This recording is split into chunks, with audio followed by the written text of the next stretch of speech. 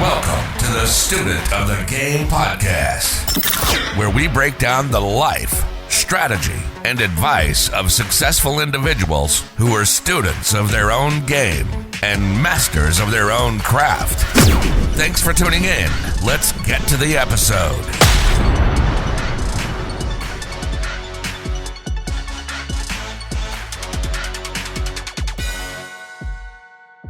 This episode of the Student of the Game is brought to you by our sponsors, Communication VIP Training and Coaching. Need coaching to improve your public speaking, sales pitches, interviews, or presentation skills, or just get rid of those ums? My man Vincent has got you covered. Contact the communication experts at Communication VIP. This will be in our show notes so you can contact them. And let's get back to the episode. Hey guys, thanks for tuning in. This is Tim Stone here with my co-host Ian Cushing, and today we've got a special guest, Mr. Connor Blake. Connor, how you doing? Doing great today. Thanks for having me on. It's a pleasure. Thanks for joining us. Connor is the Gen Z Realtor on Instagram. He's going to tell us a little bit about his journey as a real estate agent, and you're in New Jersey, correct? Yes, sir. Sussex County. My office is here in Vernon. Okay, great. Well, let's hear a little bit about yourself. What was your upbringing like, and how did it sort of lead towards becoming a realtor? For sure, yeah. So I was born in here in New Jersey, raised in Vernon, and my parents both very hardworking. My dad's, one of my biggest role models. Surprisingly, neither of them are in real estate at all. But as I digress, like I said, they're two of the hardest workers I know, and instilled the hard work ethic in me. I've always been into sales growing up, in school. Artistic, so I used to draw pictures and sell that stuff for like 50 cents in like third grade. I'm going back to making duct tape wallets and selling pretty much anything that I could think of, gum, in the halls when I was younger, just to, make some money and have some, fun money to go to the mall and spend. I got to a point in high school. I'm a musician, love music.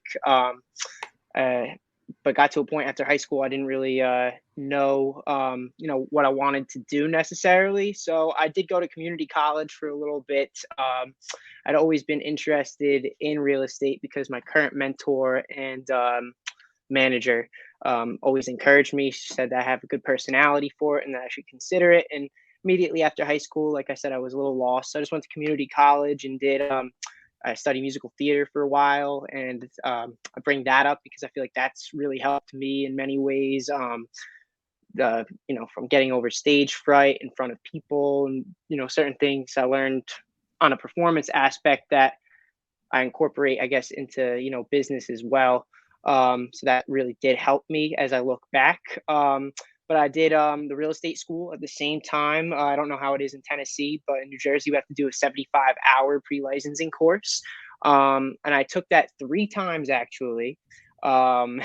First time I was, like I said, fresh out of high school, really didn't know even what a mortgage was. Shout out to public schooling. So needless to say, I failed that first time around. Then I took it again. And I passed, and you have a year to then take the state exam and get your license as a real estate salesperson.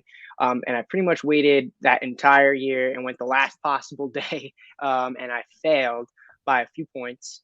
I went and I took the pre-licensing class all over again because I waited, like I said, that full year and it expired.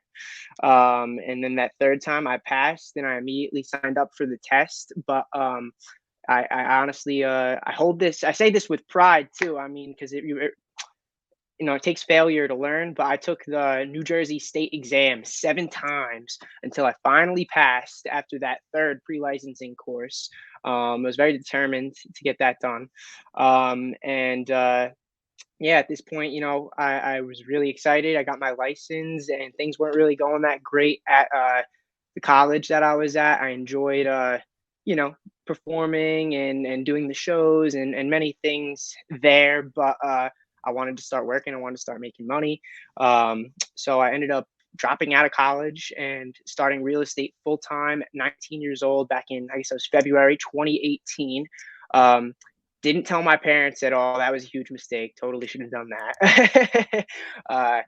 2 weeks went by, and then that letter came in, and my mom kind of like whacked me on the head with it and said, I'm not gonna have a son that just sits around and does this and that all day. So that was my first step, and I just ran and started real estate full time. And luckily, I had a great mentor to help get me started. And it was slow in the beginning, especially being in a buyer's market getting started.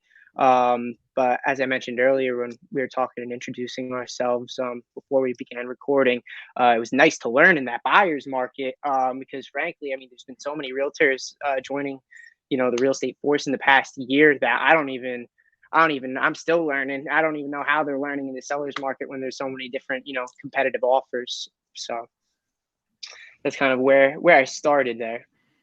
Yeah. So when you dropped out of school, what is like the final thing that made you make the decision? Because I went through a similar situation because I was getting into real estate and decided I was going to drop out of school.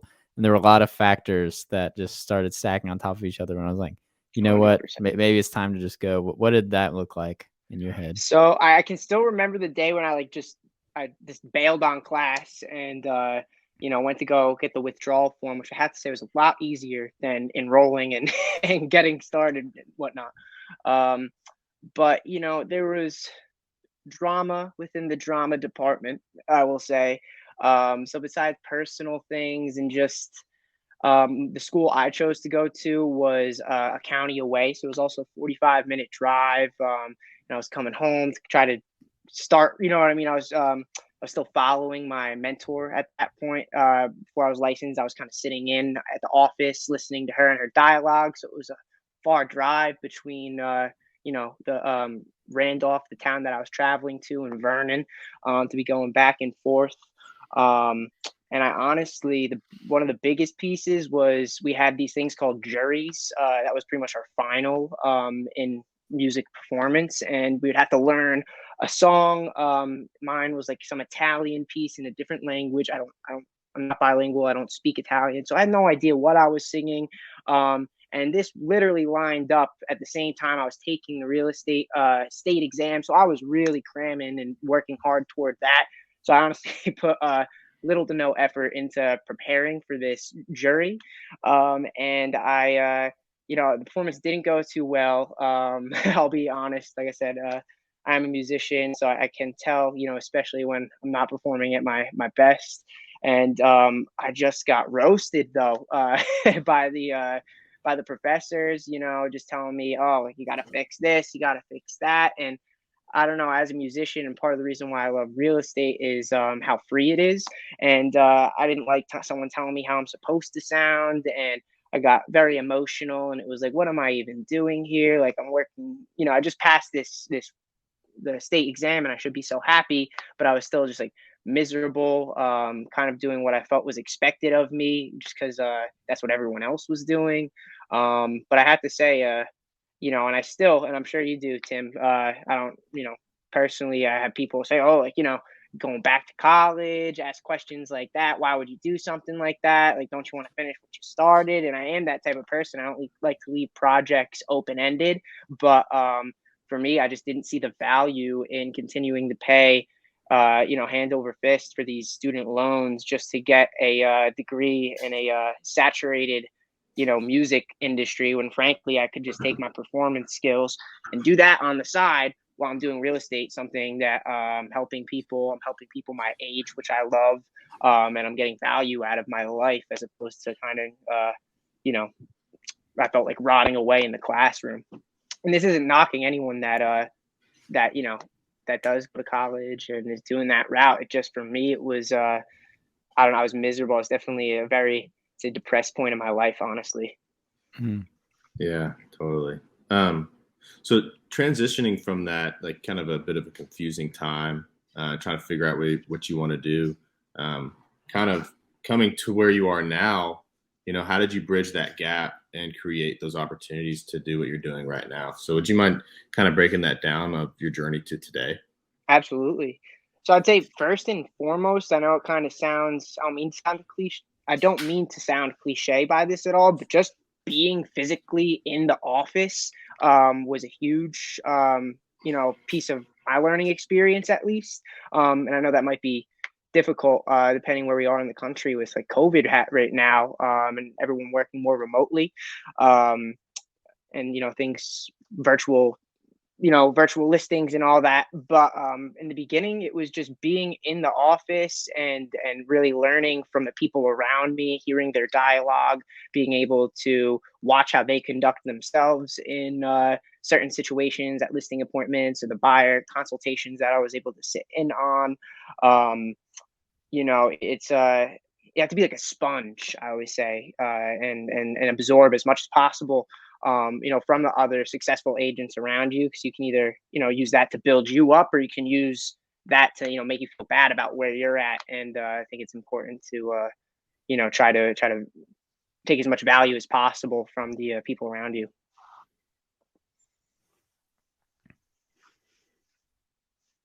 Ian, I think you're on mute, buddy. Yeah, I lost you. My bad. Would you mind, really for our listeners, kind of telling them, what your day to day looks like, what kind of properties you are selling? Because I'm also interested, but I definitely think our listeners are interested more into like what your life is looking like.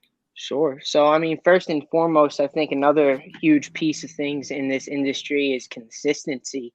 You have to be consistent, whether it's, anything, being physically present in the office to be there for those opportunities, or, consistently posting online, which is something I like to do. As Tim mentioned, I go by the Gen Z Realtor, and I was able to start, real estate page and grow an organic following that way. But I think it's really important, that I was able to find a niche that worked for me. So are you specifically helping a lot of people closer to your age buy their first home, or just anything?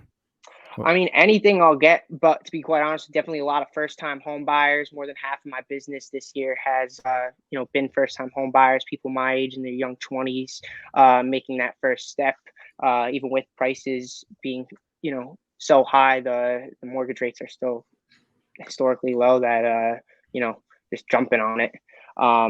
With that being said, up here, primarily been working on bi-level homes, and ranches are the most popular ones up here. The most common problem is septics. So with these first-time home buyers, and when I take on listings, I tell the sellers to get the septic inspected before we even, begin the process, just so there aren't any unhappy surprises come inspection times for the buyer. I always warn my buyers, especially depending on the price point, that there's a large chance that septic might fail, and can be upwards of $40,000 to $60,000 to get that replaced. So there aren't many areas up here with public sewer, so that's kind of a challenge, I would say. But apart from that, we're in a beautiful area in the Appalachian Mountains. Right here in Vernon Valley, it's called. We have a few ski resorts, Mountain Creek being the most popular. So we see a lot of people coming from New York City, and they stay in the hotels and enjoy that. We have like I said, the Appalachian Trail goes right through town, so there's a nice boardwalk as well. It's definitely, I don't know what you guys think of when you think of New Jersey, but a lot of people automatically think of like Newark or Jersey Shore.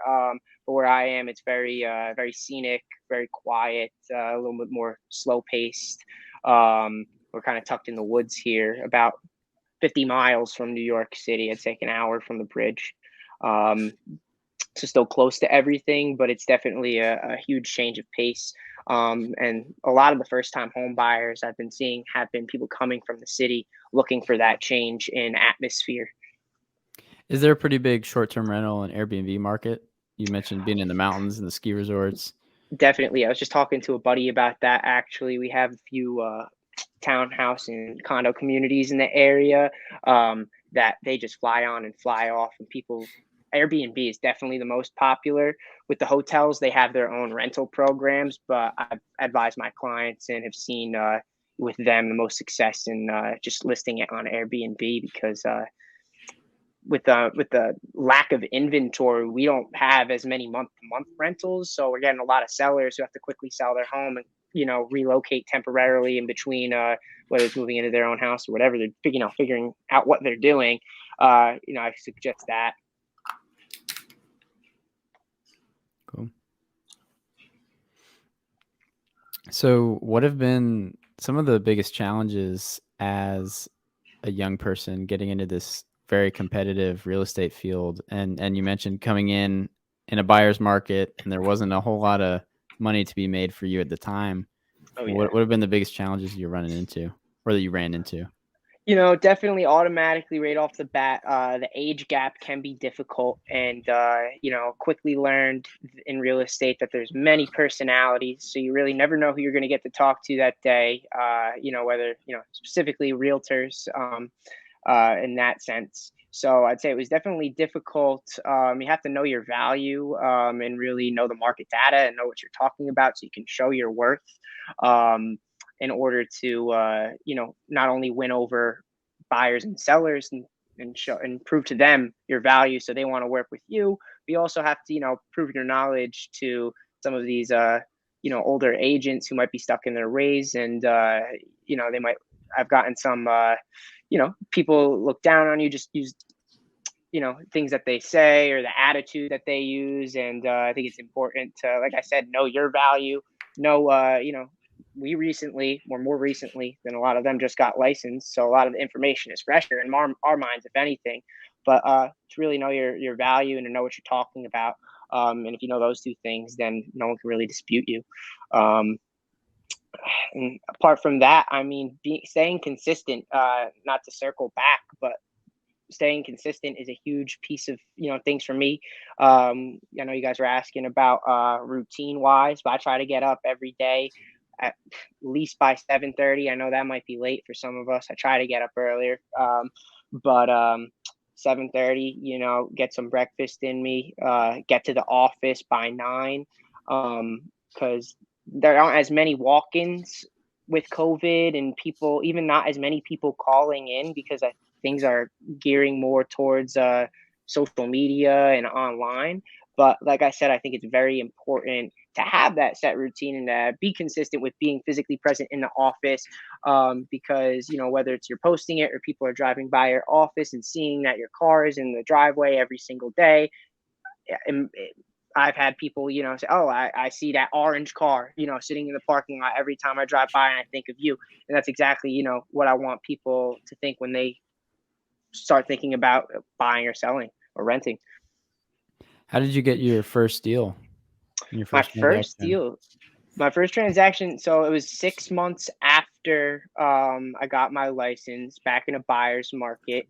Um, my manager at the time, she was getting Zillow leads for the office. So they're actually a Zillow lead, buyers from Brooklyn, and they were able to buy. We were able to get them. What was it? It was a 2-bed, 1 bath, cute little cabin with a lake view, in a little lake community, cheap HOA fees, just one beach.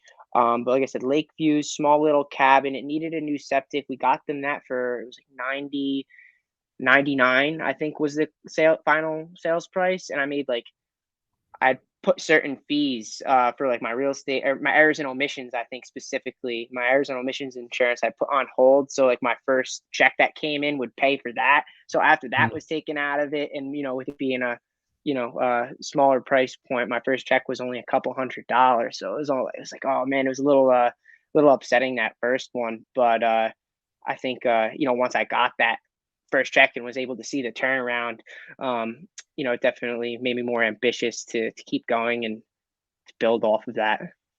How quickly did number 2 come after number 1?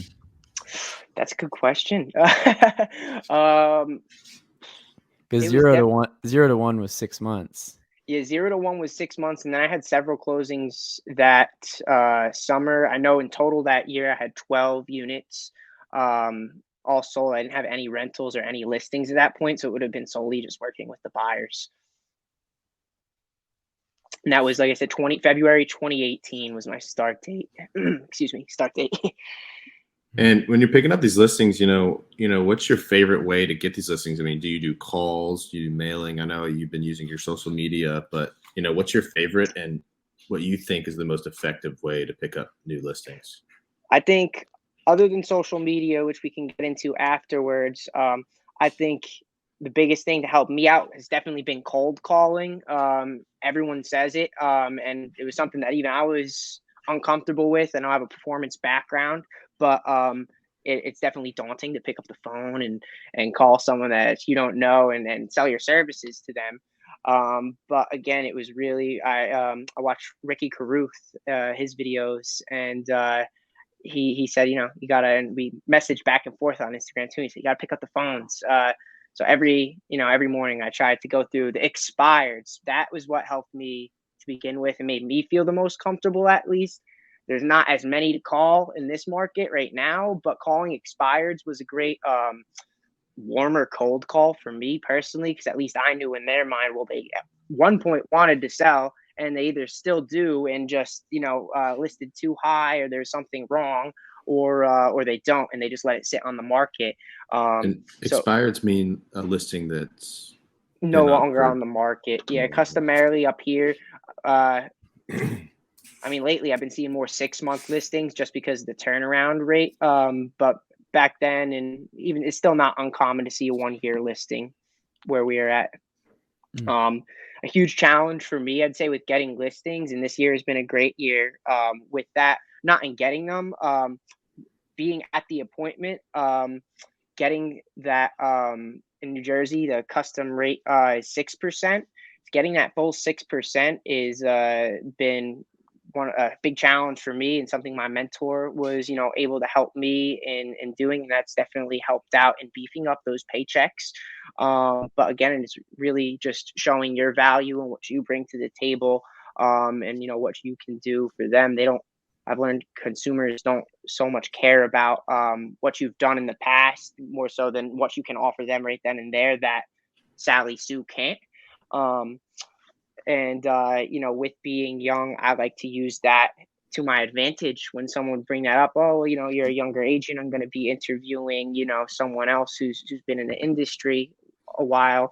What I would say right back to that is, while I'm young, ambitious, I have less, I might have less clients than Sally Sue does, but I can tell you that I'll give you 100% of my attention, 110% of my attention, because I'm trying to, build my business. And, people like to hear that. And again, with being consistent, when you tell people, if you don't know something, it's not uncommon. There's a bunch, I'm still learning 4 years later, when someone says, like, do you know this? And I don't. Tell them you don't, or not that simply, but tell them, I'm not 100% sure, and I don't want to misspeak on that. Let me find out, talk to the person I need to, and I'll get right back to you. And go find out and get back to them, because I know agents that'll just say I'll get back to you, and then they forget, because we have a million things happening. It's very important to take notes, and it's very important to be consistent and have those follow-up skills to keep those clients. Because for me, it's it's very easy to get someone to work with you in the beginning, but as soon as you give them a reason not to work with you, it's hard to win them back. So you really have to be a man of your word, in my opinion. And you primarily work with buyers, or you sell a lot of listings? So in years past, I would have to say I've primarily worked with buyers, but this year I've definitely been blessed, and it's been split right down the middle. I honestly, this year, going on 11 units, knock on wood, if we have a closing on Friday. But yes, thank you. Higher price point than the past. I'm still working on getting my numbers up, but I honestly took a little time off during COVID. I'd gotten sick early on, and I made a company change also, which was kind of I shot myself in the foot by doing that when I did, and caused some, I think, confusion with my followers. So again, staying consistent, even down to your branding and developing that personal brand. That way, if you do change from XYZ Realty to ABC, they still know you as Connor Blake, the realtor, and not, Connor Blake with XYZ or EXP. XYZ's top, exactly, or EXP's top agent. But I'm sorry. I know I went a little all over the place there. No, dude, you were totally on it. So you primarily used to work with buyers, but now primarily used to work with buyers. This year it's been split right down the middle. I have luckily I've had a lot of family members relocating the past year, and also finally starting to see repeat business, which has been amazing. Those buyers that I mentioned in the beginning have seen, a complete turnaround. So I was able to, work with people that I worked with only a few years ago, but finally being able to see that come full circle is definitely also an encouraging piece of things for me. Um, I'd love to ramp up getting more listings. Definitely making those calls have helped out with that. Um, there's actually one specific cold call that I think of. I haven't even gotten the listing from it yet. I made the call over a year ago, and the woman and I stay in contact to this day. She's not ready to sell yet, but I consistently send her mailers. I consistently, call her on holidays and just, randomly throughout the year just to check up and see how she's doing. Because, people, like I said, people will easily buy your service when you can prove yourself to them. But I think showing that other side of the business, that you actually care and that you're there for them on a day-to-day basis. You remembered that they went to the doctor last time you talked to them. How'd that go? How are you feeling? Stuff like that goes a long way in this business, and creating those relationships and really nourishing them, and going back and touching those leads over the year, I think has been a big thing for me in growing my business and being able to see that repeat business come back to me. And would you say that's your favorite part of being an agent? For me, I mean, that's definitely a great part of things. My favorite part about being an agent, though, is, and I don't mean to sound cliche again, but is getting that thank you at the end of the day, from the first time home buyers. Often you get the most sincere ones, but from any client, and sometimes it's like it's those deals that paid you less that mean more, because you worked so hard on it, because there's so many bumps along the road. So I'd have to say it's that genuine thank you when you've helped someone overcome a large either first time purchase or one of their largest purchases ever, regardless if it's their first or second or third, or selling their home. There's a lot of emotional value and attachment to that, so you have to be mindful of. Yeah, I definitely should have phrased that better. I wanted to ask that in a way of like, it seems like you really enjoy helping people, and so Absolutely. it seemed like that definitely would be your favorite part. 100%. Yeah, no, I mean, just giving back to the community too. I mean, I like to go to as many like the senior citizen centers right down the road, so we have to go there. Like I said, the past 2 years have been a little crazy with stuff, so hasn't been as many opportunities, to do stuff with the public as I'd like to. But I think being apart from marketing online, and apart from sending mailers and farming neighborhoods as they call it, I think it's very important to give back to the community as much as possible, and support the local toy drives, and go to the local community events when they have the what is it, the tent day, or I forget what it's called, but the street fair, excuse me, when they had the street fair, and support the other businesses and show face, because again, it really goes back to nourishing those leads, and you want to be the first person that they think of when it comes time to buy, sell, or rent. So maybe I know a realtor that was helping a woman set up her tent at the street fair, and then later that year she called her and said, I remember you helped me out back at the street fair. I want to list my home, and she ended up listing the house with her, simply from just a kind gesture, that it was genuine. And like I said, those small things that you can be on top of, and be consistent with, definitely go, I think, a long way. Definitely. When you were talking about cold calling a few minutes ago, you mentioned listening to Ricky Carruth, and we had him on a few weeks ago. The episode hasn't come out yet, so I don't know if you've even seen that.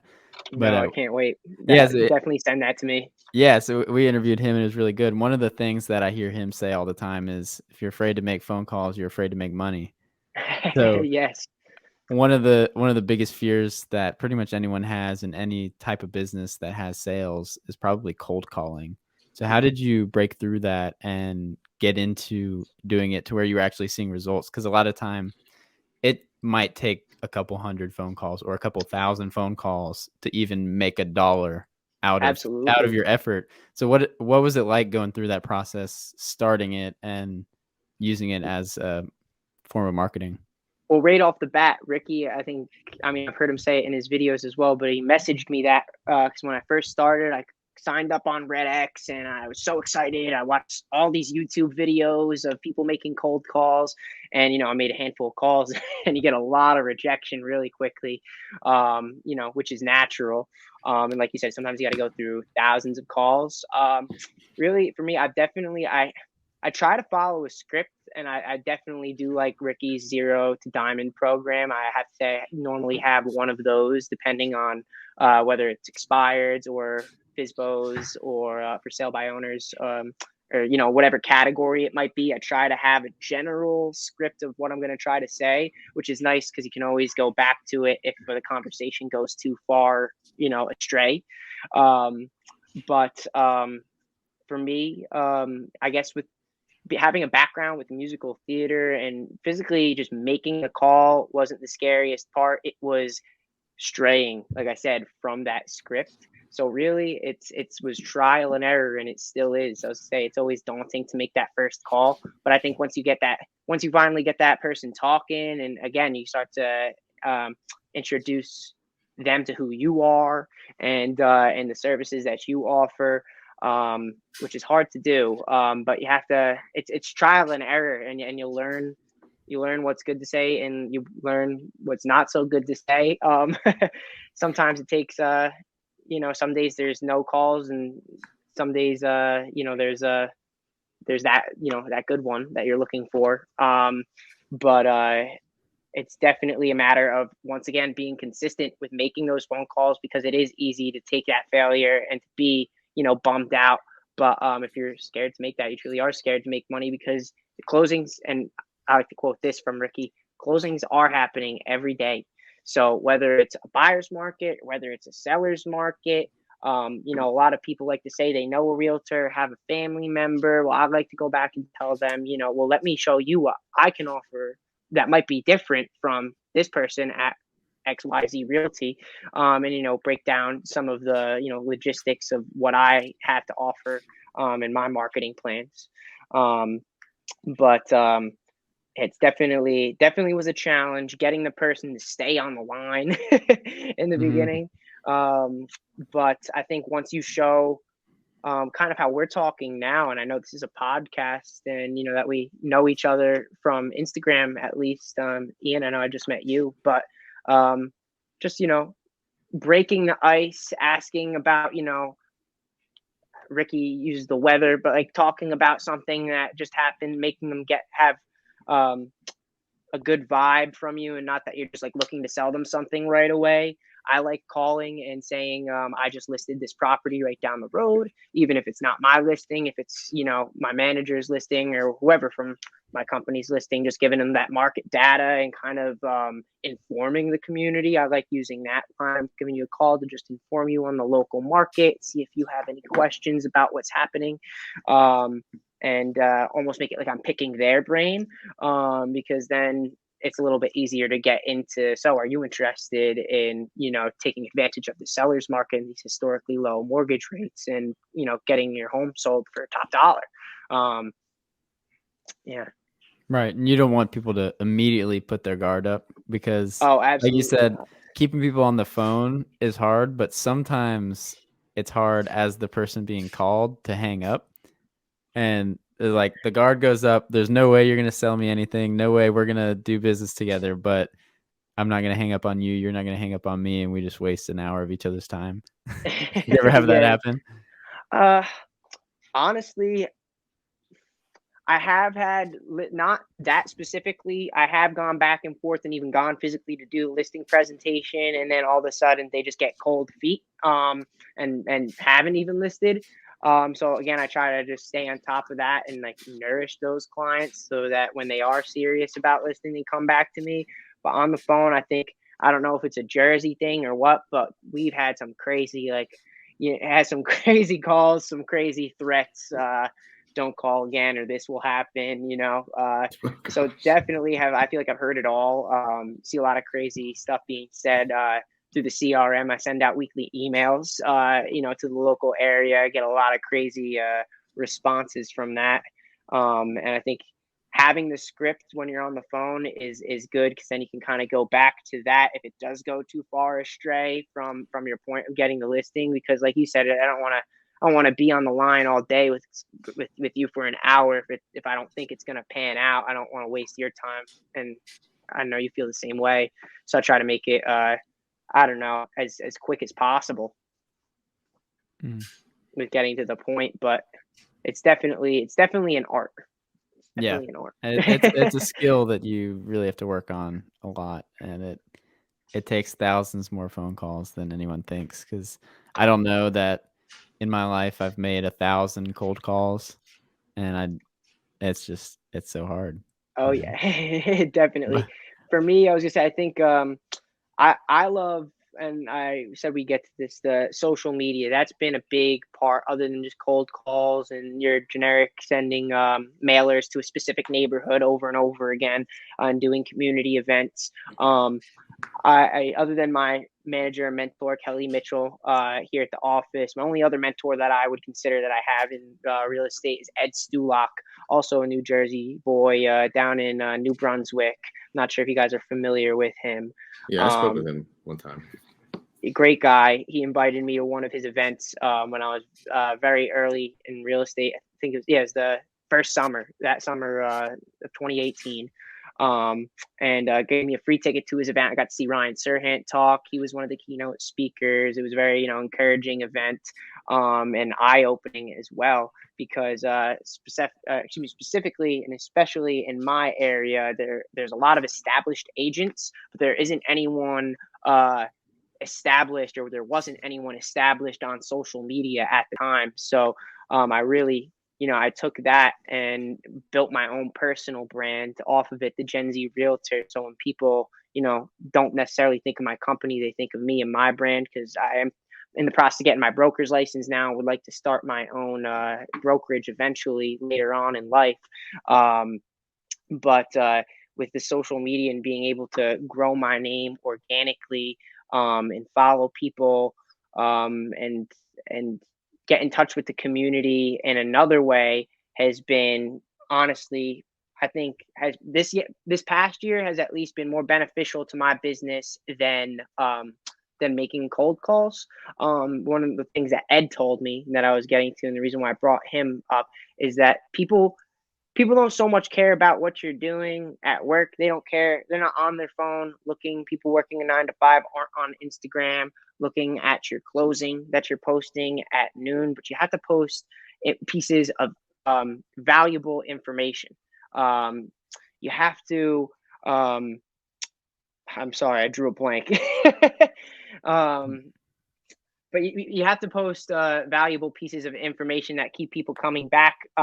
People don't care. That's what I was going to say. People don't care about what you're posting at 12 o'clock in the afternoon, when you're supposed to be working. People care about when they're home at 6 o'clock at night, 7 o'clock at night, and they see, oh, the Gen Z realtor is still at the office and he's writing up an offer right now. Like, it's getting late. Or the first thing they see when they wake up, wow, like, he's at the office at 7:30 in the morning getting this done. Like, he must really take this seriously. And I think, when Ed told me that, it's most important to show what you're doing during non-working hours, I really took that and just tried to show as much of my life as possible on and be as transparent as possible with my followers, and just try to be as organic and true to myself, so they know what they're getting. And whether I've had luck from TikTok and Instagram, again, it's being consistent and just making posts. And I even find myself, we go through phases where we're, maybe less motivated or less excited to make a piece of content that day, or just don't even have an idea. But it's important to keep doing it, because, like, I was at an open house, for instance, brand new construction, slightly overpriced in my professional opinion at the time.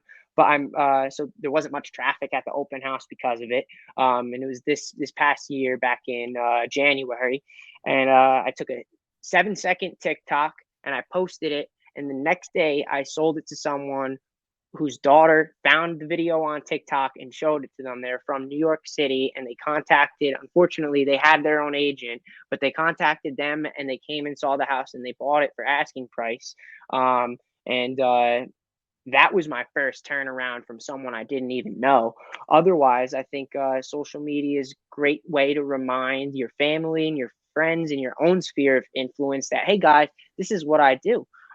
Because it's if you don't, it's easy for you to log on Facebook and see that your friend bought a house from someone else because they didn't even know about it. And I think that's like the most important thing is just letting your family and your friends and your sphere see what you're doing every single day. So that way, when they think of selling their house or buying their house, you're the first person they think of because it really is. And I have had that happen where you log on and you see a good friend you went to college with and or you thought good friend and they bought with this person and you'd been answering all their real estate questions for the past like month. And it's having family, friends. It happens all the time to not just me, everyone. So I think it's very important to blast yourself out there as much as possible and get as much exposure as possible. And I know a lot of times people might think they're being annoying, but there's a way to go about it. There's a way to go about things and post and show that you truly care and that you're being your organic self, but you're also just letting them know, hey, this is what I do, and I'm the best at it. Yeah, and that's a good point. And there's something that Grant Cardone says a lot is that your biggest problem is going to be obscurity, that people don't know you and they don't know what you're doing. And that's why you're not doing business with them. So if you're constantly reminding people like, hey, like I'm at the office writing offers, doing showings, we got a closing today. It's like, hey, like, Blake's doing real estate. Like maybe he's good at this. Maybe he's someone we should work with, or it's just on their mind and now they know it. And you said something earlier and I completely forgot what it was, but you were talking about social media, and I'll come back to it when I remember it. But that's oh yeah, you're not gonna impress people by posting during the working hours that you're working, unless you're doing something that's really interesting and like a lot of stuff in real estate can get very interesting and you should definitely share it, and because people do like to see that stuff and they are entertained by it. But yeah, like okay, you're working at 1 p.m. So is everybody else. But that the dedication that it takes to be at the office at 7:30 or be at the office 7:30 p.m., like that kind of stuff, it shows the dedication and it puts you a little bit, to the next level. They're like, okay, like I would never do that for my job. This guy probably actually cares about it. And also as a realtor, you're a little bit of an entrepreneur and it's like nobody's making this guy be here and he's choosing to do it. So that really 100%. sets yourself apart a little bit, just showing that like that's what you're doing. Most definitely. And like I said before, a lot of us, we all have our own niche of, I'd say, buyers and people that we mesh well with and who we're people that we are going to work with and people who we're not going to work with. And that's just the way things are. And some agents might get those clients at the bar. I'm not one of those. And I'm not knocking the people that do. But you have to find your niche. Like I'm a musician, so I try to make sure, at shows and when I'm whether I'm performing or whether I'm supporting one of my, buddies' bands, I try to wear, not necessarily my name tag, but my jacket, with the logo on it, just so people think of it. And, that I would say is, the core of my buyers are first time home buyers, people who are looking to rent for the first time, even. I think a lot of these younger individuals that are reaching out feel more comfortable reaching out to me as opposed to Sally Sue, who's been an agent for 45 years, because I'm closer to them in age. And especially my friends, I'm gonna give it to you how it is. I'm like that with all of my clients, but especially someone that's following me, they know how I am. I'm gonna give it to you how it is. I'm not gonna sugarcoat anything, and I'm not gonna try to sell you on the first house that I show you because I know I've shown houses for 2.5 years throughout the buyer's market and into the seller's market and watched the prices go up, and my buyers, had to pay a higher price. But I'm like that because I'm with you for the long run. There's a lot of agents that will try to sell you on only their listings or only the houses that they want to show you and when it's convenient for them.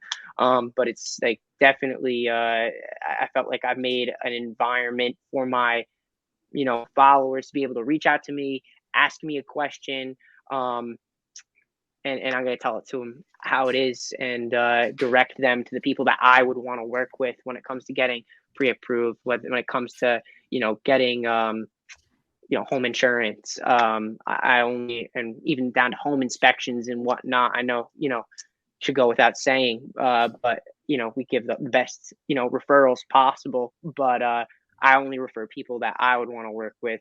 And I think that, the reflection of other people's work definitely falls into, your overall performance as an agent. Because, the goal, especially for any buyer, honestly, the goal is to always make it go as smooth as possible. Yeah. I So, digress. so what would you give? What would be your biggest piece of advice for a young agent starting out that wants to get that first sale quickly? My biggest piece of advice, honestly, I tell it to agents all the time, and it would really be, it could be social media, it could be cold calling, it could be open houses, but everyone's different. But it's important to try out every avenue and aspect possible. Do open houses, do cold calls, do door knocking, be ambitious. You're only going to get as much as you try to get. If you sit at the office and wait for the leads to come to you or wait for the phone to call, they might not come in. You have to go after those leads. It comes down as simple as that. A lot of people that I've seen, younger agents that quickly got their license and have already left the industry, quickly passed the test and were super excited to get into it. And a lot of the agents, myself included, that are successful, and this isn't everyone, this is just from what I've noticed, who aren't the best test takers, sometimes are some of the best top producers. So, for anyone out there that might be struggling with getting the license where I was once at, or struggling to get that first sale, I think it's most important to just stay hungry, be ambitious, be there, be in person, and do the right steps. I think we all know when I say like follow the right steps, what that means. But it's a matter of being consistent and finding what works for you. Like I said, whether it's cold calling or whether it's open houses, try them all for a year and write it out. What works best? I got X amount of leads from social media, X amount of leads from open houses. And then next year in 2022, ramp it up in that section and take a little bit time out of cold calling and put that time here, whatever, works for you. But I think if you implement that your first year, try everything, come back your second year and reevaluate that and continue to do that year after year and build to your strong suits, then you're gonna kick ass. You're gonna be the best agent, in your area, and you're gonna attract those people that we were just discussing. That you would, you're gonna attract people that you're gonna attract people. Yeah, you mentioned how you're playing the long game, and I think if you're 20, 23-year-old real estate agent, entrepreneur, whatever, you can play the long game because chances are you don't have a family to support. You may not have kids that you need to feed. Yeah, you got to close some deals and make some money to make sure you can eat, but you don't require that much income every month as a 20-year-old, 23-year-old, whatever, with no family, whatever. You can just grind and play the long game. Absolutely. You meet all these people, build all these relationships that maybe don't pay you a single dollar for 10 years, but you've been building those relationships for 10 years and they're going to pay off in the long run. And that's a good position to be in as a 20-year-old or as a 23-year-old, because absolutely, we have all the time in the world. You have all the time in the world. So it's so true. I think it's great that you got started at 19 and you've been able to, it seems like you've been able to pay the bills and get into it to get past the point of the learning curve. Like there's just 6 months, nothing, didn't make a single dollar, like nothing. And then it's Absolutely. just, oh, well, now I'm closing deals. And then another deal came a few months later. And then it's like, oh, now I can invest in marketing. I can build my brand. I can do this and I can keep doing it. And a lot of people never make it past that. Definitely. I think a big part of being able to do that, other than just staying ambitious, is I just completely drew a blank. It's going to come to me in 30 seconds. Sorry. It's all right. Happened to me already. I hate when that happens. It's just you get how do you push through without just willpower, because your willpower is not going to push you through it. No, absolutely. I think for me, the biggest, and I'm still, like I said, we're all learning every day. I think we should all be learning in this industry because new stuff happens every day. But my biggest thing was being able to keep that cycle going from showing to offer accepted to under contract to sold. In the beginning, for me, it was like, okay, I've got my deal number one and I just learned everything. Now deal number two is going to go just like that, and I quickly learned deal number two didn't go just like that, and it had its own problems, and as did number three and number four. So in the beginning it was very difficult to overcome each individual obstacles. But something my manager taught me was similar to what Ricky says as well, is that well, everything's a competition, number one, and every day that goes by, closings are happening. So um you just have to work for it. There, if you don't, the worst thing that can happen is that they say no. Mm. If you don't call and you don't make that call, you're not going to make any money. If you do call and they might say no, that's literally the worst thing that could happen. Mm. um and And if it's you haven't got a yes yet, you're already at no. exactly. I think that's another Grant Cardone thing. I've consumed so much Grant Cardone content, and it all just pours into this podcast all the time. I love it. Yeah. It's definitely, yeah, the learning curve for me was definitely keeping that sphere constant, and really it falls into circle back again, staying consistent and having a routine and learning from the people around me, and learning from my own transactions, because every deal is different. And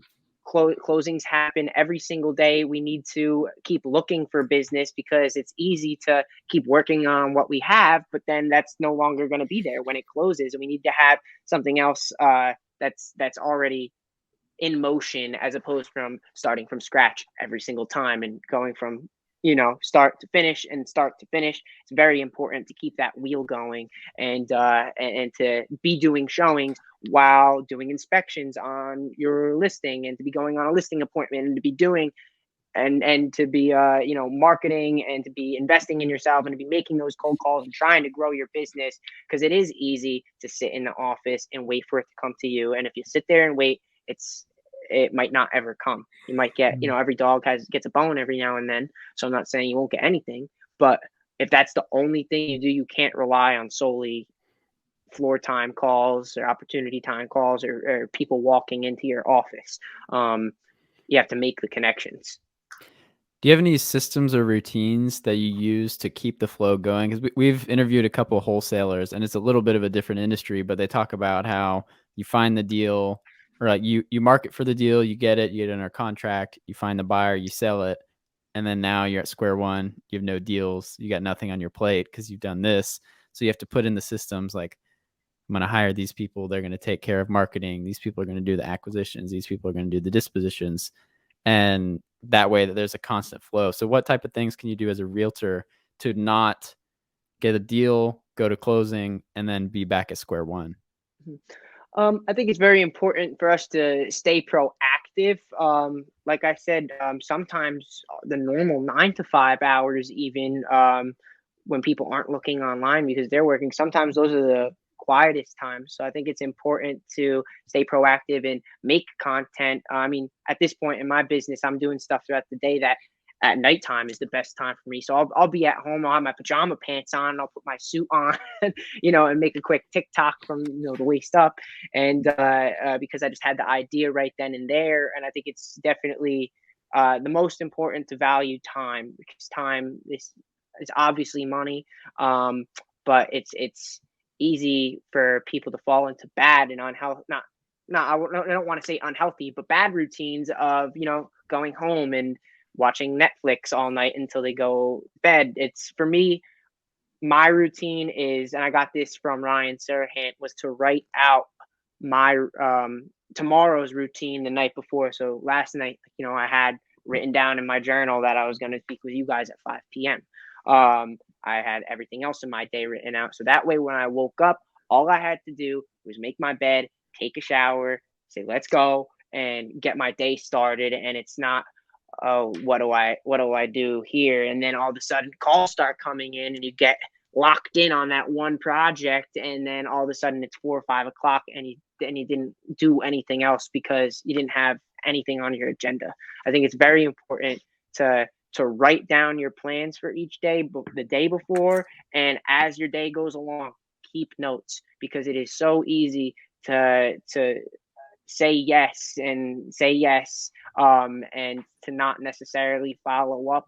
You got to have those follow-up skills. You got to like I said before, be a man of your word, be a woman of your word, and say what you mean, but mean what you say. If you don't know the information, go get it and give it back to them, because your client's going to value that a lot more than you giving them a load of BS just to please them in that moment. That's great. Great advice in there. Great And advice. to start wrapping things up, we've got a few questions we try to ask everybody. And number one being, what is a book that you have recommended or given away the most? Ooh, this is a good question. I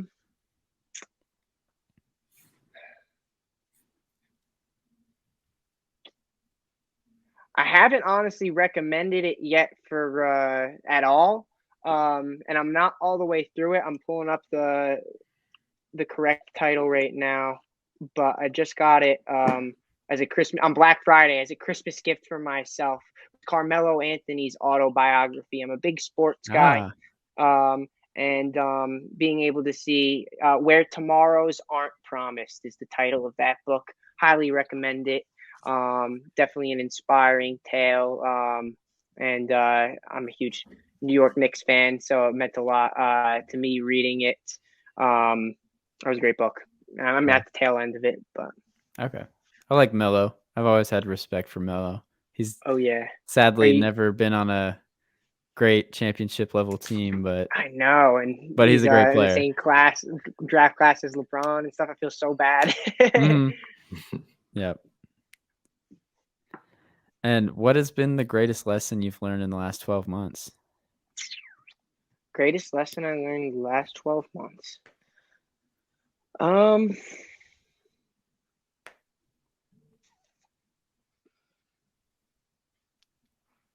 It's a tough question.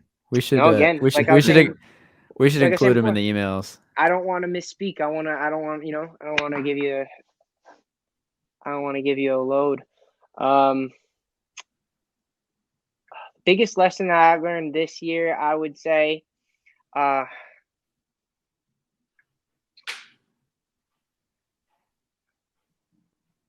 is value your time and learn. Yes, it's gonna sound weird, but it's to value your time and to know when to say no. That might sound crazy because like I said, you want to be a yes man in this industry and say yes, but learning to have that work life balance as an entrepreneur especially is a very difficult thing, and I think that's why you see a lot of people maybe quit. So being able to learn to say no and learn to say yes is the biggest lesson I learned, because you have to value your time and and your time. Mm-hmm. Yeah, that's such a powerful one. I think that's something that a lot of entrepreneurs deal with in different ways, is the work-life balance. Mm-hmm. Because it can affect people's lives in all different kinds of ways, whether like you're just so passionate, like you could work all night long, but like you've got a family, right? It's like you have to find that happy medium. And I think that's so important for people who are just such go-getters, man. It's a really, really big part of being an entrepreneur. Absolutely. Like Joyner Lucas said in one of his songs, I could be working for 24 hours a day and feel like I never did enough. It's easy to burn yourself out as an entrepreneur, not even just in real estate. And you never want to be at a point where you've burnt your candle to a nub from both ends. And it's important to, have you time and family time. And it's important, to be consistent with your business, but it's okay to say no.